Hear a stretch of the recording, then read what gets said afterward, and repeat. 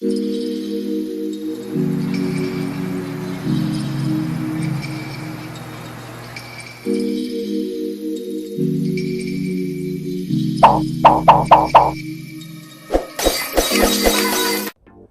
so Growing Up Hip Hop Season 5, Episode 10. Alright, so pretty much we're picking up from last week when TT, Tyran, Egypt, and Pep, they're all having their family gathering. And Sam pretty much says it's war. Now, we somewhat get an answer as to why Sam is being called broke. Sam says that he is broke because he spent all of his money on Egypt's ring that he brought at a pawn shop. So you mean to tell me, Sam, that you are broke because you brought a ring from a pawn shop out of all of the money that you collected last year, allegedly? You know what? That's not my business. That's none of my business. It's not my business, and I'm not going to talk about it. So Sam says that TT treats him, he feels like TT treats him like the kid on the playground who she's being mean to because she thinks he's cute. Sam, please, don't nobody want, like, Sam, honestly, let me just speak about TT. I really and personally don't feel like TT wants Sam at all. Like, TT has a man, he was cute. I don't understand why she hasn't brought him back on the show ever since. But, like, you can clearly see that TT is not interested in Sam, and it's just really, really disgusting at this point because he's trying to make that a narrative, and it's like, bro. And also another thing, Pep is making herself look way too shady. It's like every time that TT says something, it's like every time TT says something about Sam or Egypt or her, she doesn't, like, it goes in one ear and out the other. But as soon as Sam or Egypt says something about TT, she's smirking, she has her gavel out, she's like making sly remarks, she's making these crazy ass facial expressions, and it's like, grow up, Pep. Like, Pep, honestly, to sum it up, she is not loyal. She has not been acting loyal with her niece. Like, she's choosing somebody else over her niece, and she doesn't even know Sam like that. And it's like she's trying to push TT out of Sam and Egypt's business, but it's like TT and Tyran are the only two people who are invested enough to care enough about your daughter, like while you're blowing smoke up her ass. So that's ridiculous. And so TT explains that she is hurt because everything Sam said, Pep believed it 100%, which is absolutely a fact. I feel that is absolutely true. And TT also feels disrespected because every time she comes around Egypt, Pep, and Sam, they make her feel disregarded and they also disrespect her, which is also true. I've never, like, the way that Pep is treating her and the way that Egypt keeps, like, trying to pull her into her drama, even though Egypt just said in so many ways that she just wishes that she would just leave the situation alone. Once TT leaves the situation alone, everybody is dumbfounded and they don't understand why. It's like, I'm not gonna keep wasting my fucking time on y'all. Like, fuck family, it is what it is. Like, TT is done. So Egypt is, I caught Egypt looking at TT like she hated her, honestly. At one point, it was like a quick second. But, like, it's like you're giving her all these dirty looks. And then you want to cry when she says she's done. She's throwing her hands up. Like, just figure out what you want to do. What's your name, Egypt? Alright, so Sam walks off. TT asks Pep if she can talk to Egypt by herself, and they talk. So Egypt is upset with TT because she feels like she didn't give Sam a chance from the get-go. Okay, TT calls Egypt out. Okay, Egypt, we find out, was paying Sam's child support. Okay, and TT had to find that out on her own.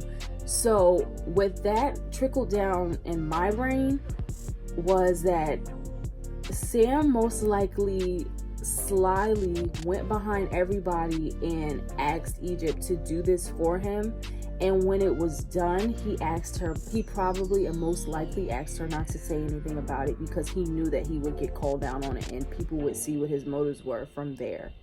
Okay, and it would be more believable from there.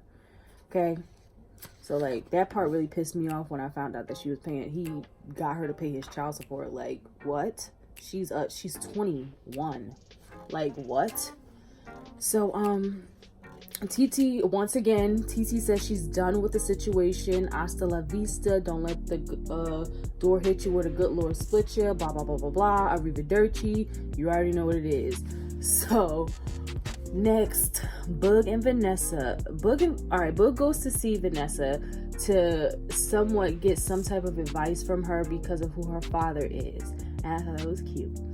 But Vanessa feels like the two of them, Dame and Boog, should like take their time and just try to understand each other. But Boog quickly shuts it down and explains why that cannot happen. And you can clearly see why that can't happen, because Dame doesn't listen to anybody but himself. Like, seriously. Blah blah blah blah blah. Okay, so Vanessa feels that Romeo is dragging her along to make Angela feel some type of way, and of course, if she doesn't have to go to she doesn't have to go film for this movie and like allow herself to talk about anything involving Angela. I'm pretty sure if she asks them not to bring her up or not to say anything about it, because that's just not what she's here for. She's just here to work and do a job, and she's uncomfortable with talking about her family, then I'm sure that they would understand, because they're a family. They're a close-knit family. So I'm pretty sure that Master P and Romeo would understand that and respect her wishes if she was to open her mouth and say that. But Boog thinks that it's strategic how Romeo kind of Master P / Romeo invited her to like be a part of this project. And I did think it was kind of sneaky and strategic as well. But like, Boog, I don't understand why you're saying Romeo is in for a rude awakening. Like, nigga, you crept in on Angela. You took Angela out on a date. You wanted to get to know her a little more outside of like your friendship. Like, as soon as Romeo left, as soon as he left, and y'all were cool. And I already said this, I already brought that up on, I think like the episode that was on, about like the whole going behind your friend's back and dating her girl. Like, that's whack as fuck. So moving along from that, Bree and TT go shopping for Sage. TT tells Bree how the family talk went. And how she thinks that Egypt is young and unaware. Now, Bree said that Sam and Egypt are going to be the joke and Harley Dim. I thought that was really funny. I thought that it was really funny, but like, they're still like conjuring up some type of dirt to like expose Sam for. But like, honestly, I don't even know how many episodes is left of this season, so like we're just gonna have to see like what happens. But like, the way it's looking, it's like we're gonna end off with nothing.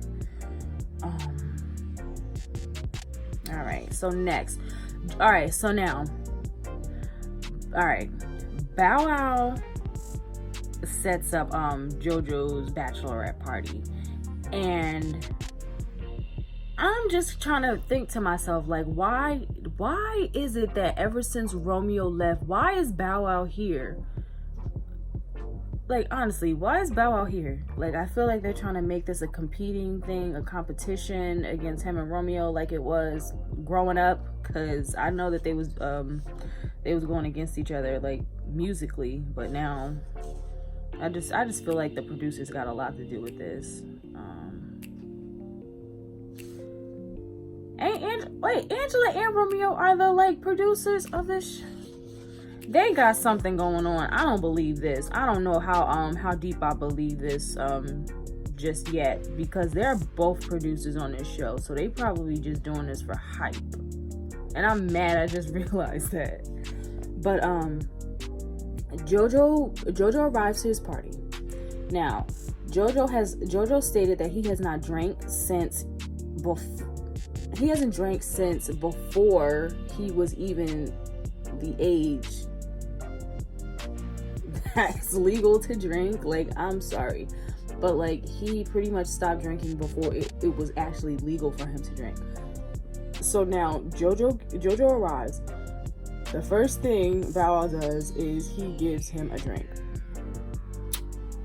JoJo says no. He takes a shot instead. Now, JoJo is feeling himself. He's starting to actually take drinks now. And, like, Bow Wow has, like, money, condoms, blow-up dolls, animal crackers. Shit, might as well throw that in there. Everything on the floor. And, like, as soon as JoJo is getting comfortable and turning up, here come the strippers. Now the strippers, they was looking right, but like for Bow Wow to know that this is being scripted, honestly, if he really cared about JoJo and his future relationships or relationship, I don't think he would have done all of this extra shit, because like, he knows that this can get JoJo in trouble with Denise. But it is what it is. JoJo is living his life. He's enjoying it. They Bow Wow. Everybody is screaming for these strippers to make JoJo into a fucking sandwich. Like, they dancing on his face. Oh my God, they dancing on his face. They dancing on his, you know what? And I'm just like, I hope and pray to God for his sake and his heart that Denise never sees this season ever, like ever. And now I'm kind of starting to see why she might not want to even have another child with JoJo if he's this immature and this easily swayed and persuaded. But they all go outside, and Little Easy brings up Romeo to JoJo. Boog trying to throw his 2 cents in because I feel like he didn't get Angela, but like, honestly, I'm glad that they didn't stay on this subject for too long. But like, they were trying, you can easily see that they're trying to put Romeo and Bow Wow up against each other like they did in the early 2000s, y'all. Like, for real. Like, they both used to date Angela. They both were competitive young rappers. Like, come on, like, it's crazy. They really trying to put them against each other, because Bow Wow was saying like E was saying that Romeo should have been here planning this bachelorette party instead of Bow Wow, pretty much because they're friends, or they were friends before he left. But it is what it is. So they start drinking, and JoJo just wild the fuck out.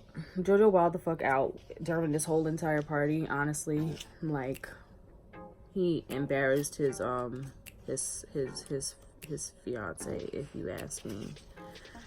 Alright, so Pep and Dame, they meet up. These two can never get along. Like, they can never get along.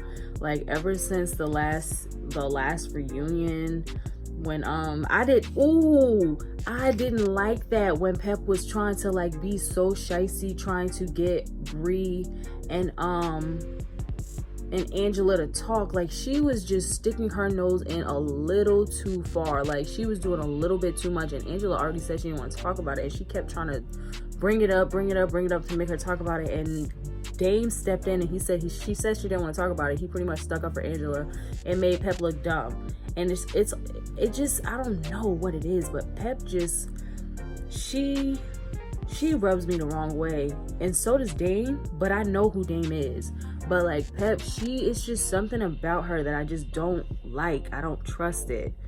It's just her motives, her moves, like the way she does things. Because like, she tried to give Boog a drink when he was he was a recovering alcoholic or something, and that's the true tea on why her and Dame don't really get along.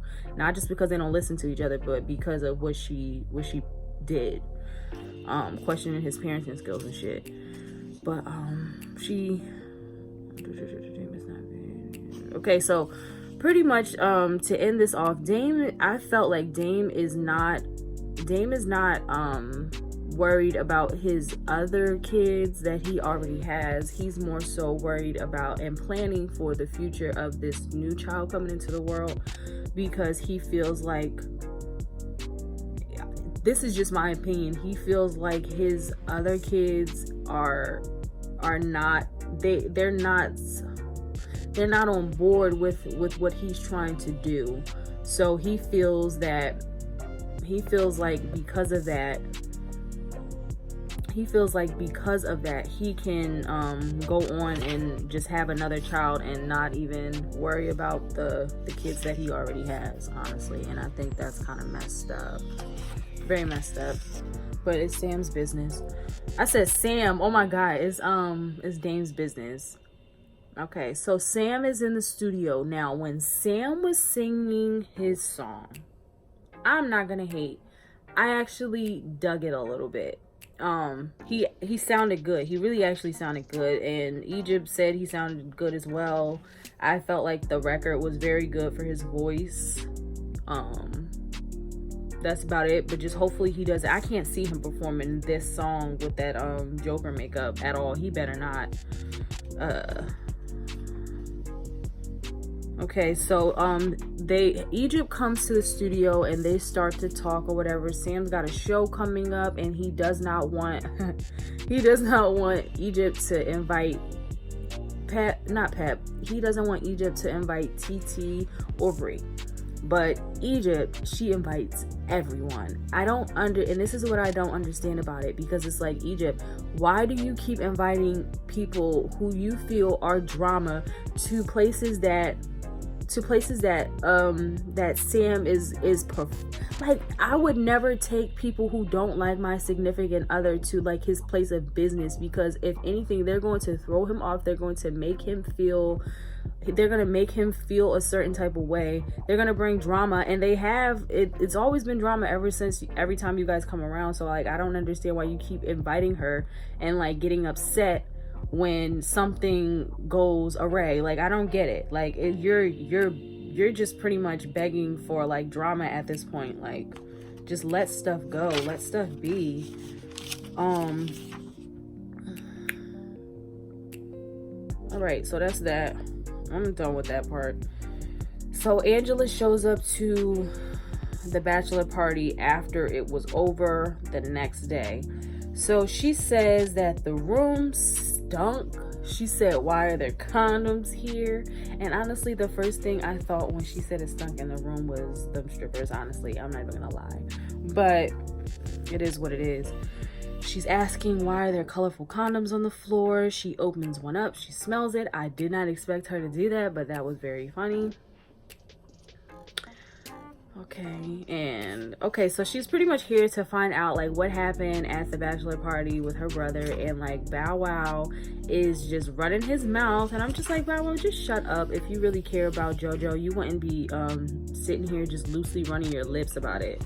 Okay, so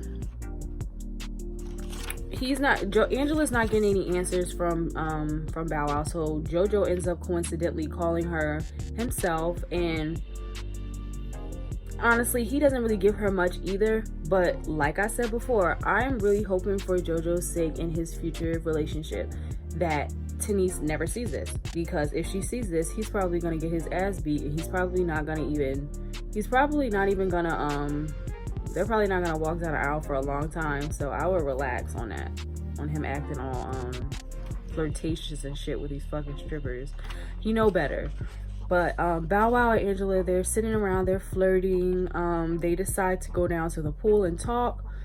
Now, Bow Wow was kind of bringing up some old feelings and just trying to get in where he fit in, if there's anywhere for him to fit in.